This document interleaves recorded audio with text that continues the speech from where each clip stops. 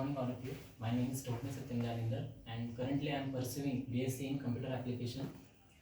तर मागच्या आठवड्यात जे आपण काही कम्प्युटर हार्डवेअर कनेक्टिव्हिटी आणि डिस्कनेक्टिव्हिटी यावरती जे सरांकडून आपण गाईडलाईन्स घेतल्या आहेत तर त्या आपण आज थोड्या डिस्कस करू. आपण आज कनेक्टिव्हिटी पण करून बघू आणि डिस्कनेक्टिव्हिटी पण करून बघू. तर आपण सर्वात प्रथम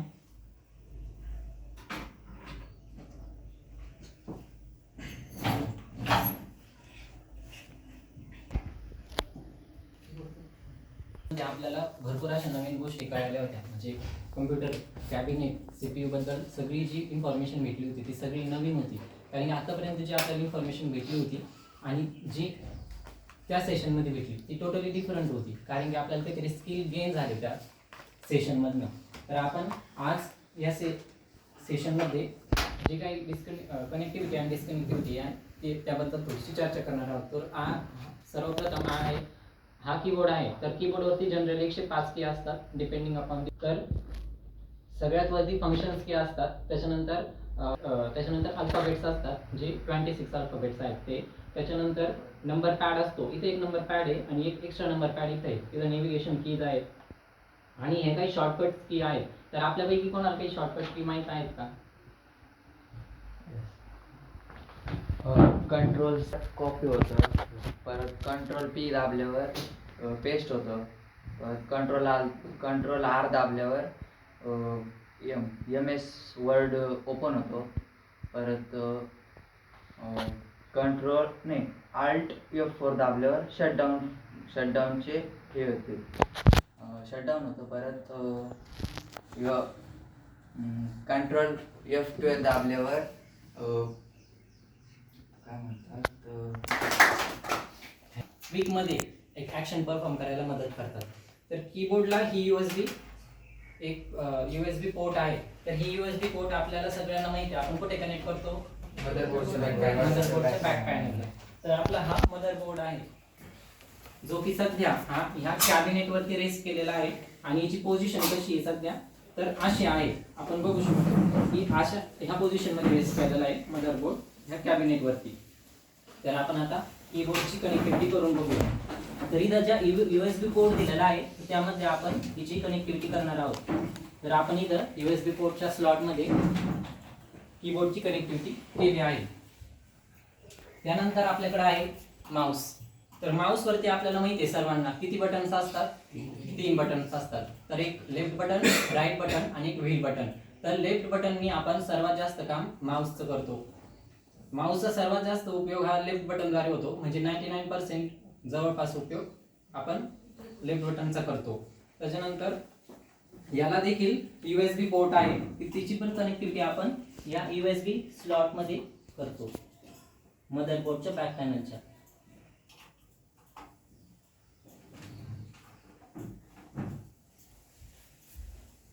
त्यानंतर आपल्याकडे आहे बायोमेट्रिक. तर आपण जे फिंगरप्रिंट घेतो, समजा आता आपल्याला एखादं फिंगरप्रिंट घ्यायचं आहे एखाद्या व्यक्तीचं, तर त्यासाठी आपण बायोमेट्रिक यूज करतो. तर आपण इथं आपला थंब प्रेस करतो. तर आपण त्याला पण एक USB पोर्ट आहे. तर ती पण आपण मदरबोर्डच्या बॅक पॅनलला कनेक्ट करणार USB स्लॉटमध्ये.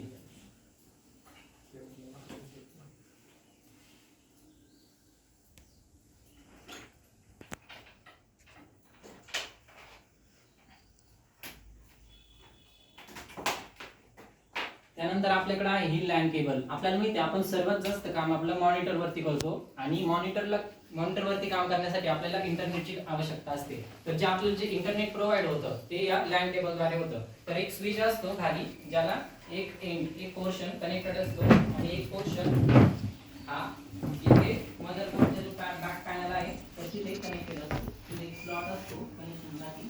तिथे आपण त्याला कनेक्ट करतो.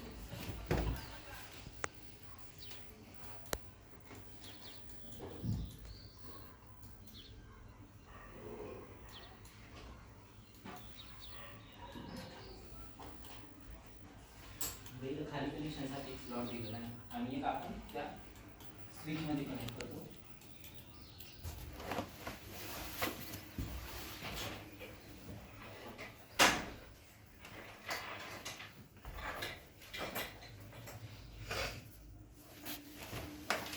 त्यानंतर आपल्याकडे आहे विजय केबल. तर जी व्हीजे केबल आहे ती सर्व मॉनिटरसाठी सर्वात महत्त्वाची केबल आहे. तर आपण हा जो मॉनिटर आहे तर त्याच्या ह्या पोर्शनमध्ये आपल्याला दिसतंय, याला पण असे ब्लू कलरचं हे आहे आणि इथं पण ब्लू कलरचं आहे. त्यामुळे आपल्याला कळन की ही जी व्हीजे केबल आहे ती इथेच कनेक्ट करायची आहे. तर याच्यामध्ये 15 थ्रेड्स आहे आणि प्लस ॲडिशन मध्ये इथे लॉक सिस्टीम पण आहे, जेणेकरून कनेक्शन डिस्कनेक्ट नाही व्हावं म्हणून त्यासाठी.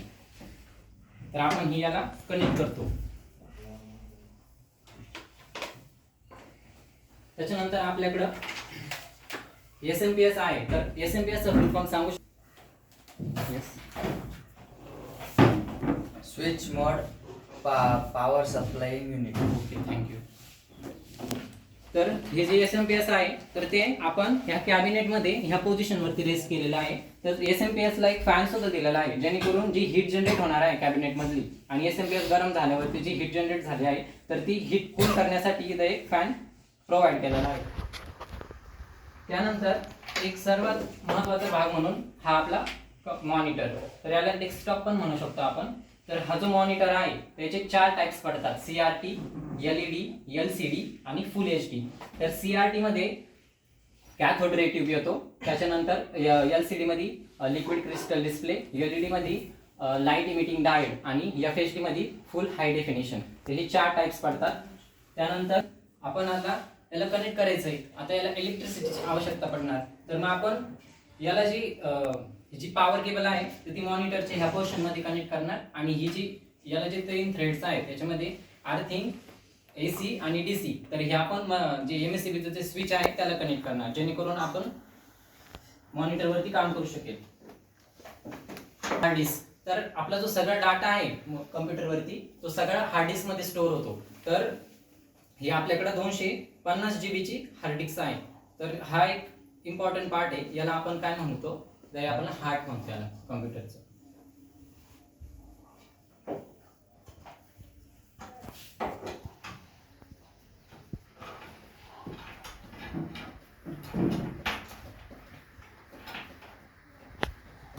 त्यानंतर आपल्याकडे आहे वेब कॅमेरा. जर व्हिडिओ कॉन्फरन्सिंग करायची आहे पण डिस्टंट लोकेशन आहे, समजा आता एक व्यक्ती इथे आहे सध्या महाराष्ट्रामध्ये, एक व्यक्ती समजा जपानमध्ये, अमेरिकेमध्ये, एक्झाम्पल दुसऱ्या स्टेटमध्ये, तर आपल्याला जर व्हिडिओ कॉन्फरन्सिंग करायची असेल तर त्यासाठी आपण हा वेब कॅमेराचा उपयोग करतो. तर इंटरव्ह्यू साठी पण आपण वेब कॅमेराचा उपयोग करतो. तर ॲडिशनल एक इम्पॉर्टंट यूज काय याचा, जर आपण जी MSIT ची एक्झाम देतो ती सुद्धा आपण या वेब कॅमेराद्वारेच करतो. तर हिची पोझिशन आपण इथे कनेक्ट करतो मॉनिटरच्या वरती आणि नंतर याचा जो USB स्लॉट आहे तर तो मदरबोर्डच्या बॅक पॅनल मध्ये इन्सर्ट करतो.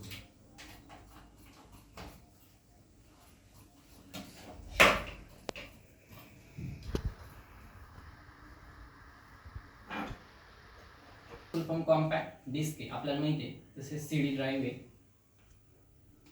RAM, random access memory. तर आपली जितकी जास्त रॅम असते तितका जास्त आपला परफॉर्मन्स असतो. तर याच्या व्यतिरिक्त कम्प्युटरचे जे कंपोनंट्स आहेत त्यामध्ये स्कॅनर येतं, प्रिंटर येतं, रॉम येते, रीड ओनली मेमरी, अजून त्यामध्ये. तर आपण आता जी कनेक्टिव्हिटी केली आहे त्या व्यतिरिक्त कोणाला काही डाऊट आहे का की कनेक्टिव्हिटी बद्दल, तर कोणी काही विचारू शकता की कोणाला काही क्वेश्चन असेल की या व्यतिरिक्त काही.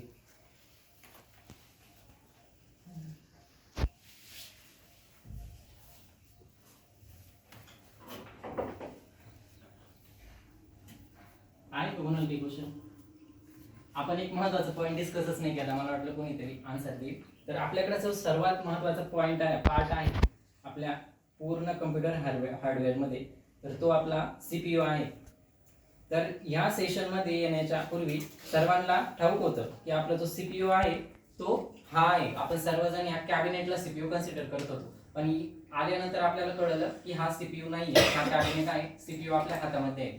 तर हा CPU आहे. तर CPU मध्ये 3 युनिट्स असतात: arithmetic and logical unit, control unit आणि मेमरी युनिट. तर अरिथमेटिक अँड लॉजिकल युनिट द्वारे आपण सगळे जे काही आपले ऑपरेशन्स आहेत, arithmetical operation and logical operation, ते परफॉर्म करतो. तर अरिथमेटिकल ऑपरेशन मध्ये आपले जे 5 आहेत, ॲडिशन, सबट्रॅक्शन, डिव्हिजन, त्याच्यानंतर मल्टिप्लिकेशन आणि मॉड्युलस, तर हे 5 ऑपरेशन अरिथमेटिक मध्ये आणि लॉजिकल मध्ये जे गेट्स आहेत अँड गेट, ऑर गेट आणि एक्सॉर गेट एक्सेट्रा ते अरिथमेटिक आणि लॉजिकल युनिट मध्ये, आणि या व्यतिरिक्त त्याच्यामध्ये कंट्रोल युनिट आणि मेमरी युनिट हे 2 अजून पार्ट्स आहेत. तर हा ब्रेन ऑफ द कम्प्युटर म्हणून ओळखला जातो की याद्वारे सगळी कम्प्युटरची जी फंक्शनिंग आणि प्रोसेसिंग या CPU द्वारेच होते. तर हा या मदरबोर्ड वरती रेस्ट केलेला आहे आणि हा एक सर्वात इम्पॉर्टंट पार्ट आहे. त्यामुळे याला एक ॲडिशनल सिक्युरिटी की जेणेकरून हा मदरबोर्ड वरून पडणार नाही खाली, त्यासाठी प्रोव्हाइड केली गेलेली आहे याला. तर हे बघा, ही एक आणि ही एक, ज्याद्वारे जेणेकरून हे बिलकुल हल्ला नाही पाहिजे त्याच्या जागेवरून आणि अजिबात त्याची कनेक्टिव्हिटी झाली नाही पाहिजे.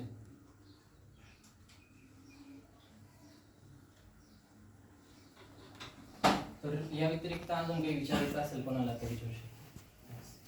मदरबोर्डवरती सिमॉस कोठे असतं? कनेक्टिव्हिटीला डिस्कनेक्ट करणार.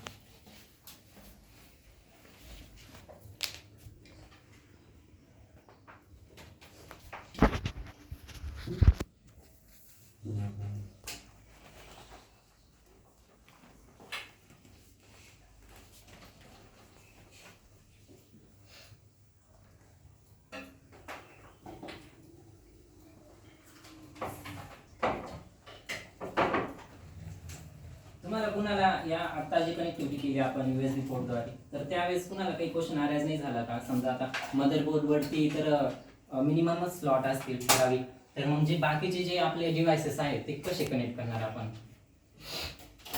तर त्यासाठी आपल्याकडे एक ॲडिशनल डिव्हाइस म्हणून एक एक्सटर्नल USB पण येतो की ज्यामध्ये आपल्याला 4 एक्स्ट्रा USB स्लॉट प्रोव्हाइड केलेले असतात की जेणेकरून आपण जे एक्स्ट्रा डिव्हाइसेस आहेत आपले, समजा आता आपल्याला एखादं ॲडिशनल डिव्हाइस कनेक्ट करायचं आहे, तर ते ॲडिशनल डिव्हाइस आपण ते एक्सटर्नल USB द्वारे आपण कनेक्ट करू शकू.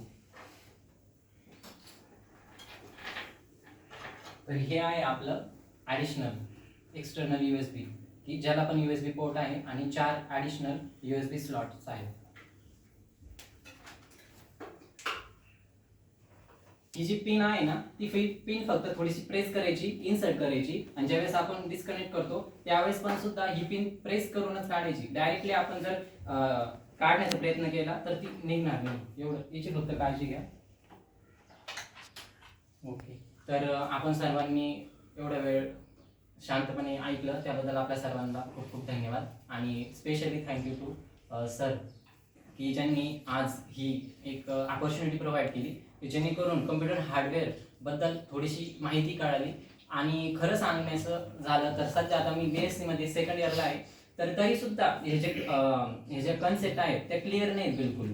म्हणजे क्लासला येण्याच्या आधी सुद्धा मला पण माहित नव्हतं की हा कॅबिनेट आहे, की हा CPU आहे, किंवा कनेक्टिव्हिटी कशी केली जाते, डिस्कनेक्टिव्हिटी बद्दल बिलकुल काहीच माहित नाही. आज देखील आता आम्ही लॅबवरती काही प्रॅक्टिकल्स परफॉर्म करतो, तर थोडासा जरी प्रॉब्लेम आला तर लगेच आम्ही सरांना बोलवतो, सर हा कम्प्युटर वर्क करत नाही, हा फंक्शनिंग करत नाही, हा कीबोर्डला प्रॉब्लेम आला, माऊसला प्रॉब्लेम आला. तर कालच एक एक्झाम्पल म्हणून, काल मॉनिटर वर्क नव्हता करत व्यवस्थित, तर आमचे जे लॅब असिस्टंट आहेत तर लगेच मुलांनी त्यांना बोलवलं, सर आमचा जो डिस्प्ले आहे तो प्रॉपर फंक्शनिंग करीत नाही मॉनिटरवरचा. सरांनी काय केलं असेल, सरांनी फक्त तो थोडासा वरती ड्रॅग केला, वरती उचलला, तर लगेच तो वर्क करायला लागला. म्हणजे आपल्याला थोडंसं जर नॉलेज असलं, बेसिक नॉलेज, तर आपण किती प्रॉब्लेम सॉल्व्ह करू शकतो. यावरून आपल्याला हे म्हणजे एक एक्झाम्पल माझ्या लाईफ मधलं काल. तर okay, thank you. Yes, okay, thank you. तुम्ही लावलेलं कोर्सचं नाव काय आहे? तुमच्या कोर्सचं नाव? MSCIT. MSCIT. त्यामध्ये आम्हाला MSCIT सोबतच जी कम्प्युटर हार्डवेअर आणि सॉफ्टवेअर बद्दल जी ट्रेनिंग प्रोव्हाइड केली जाते, तर ती खूप उत्तम आहे. Okay, thank you. नाईस.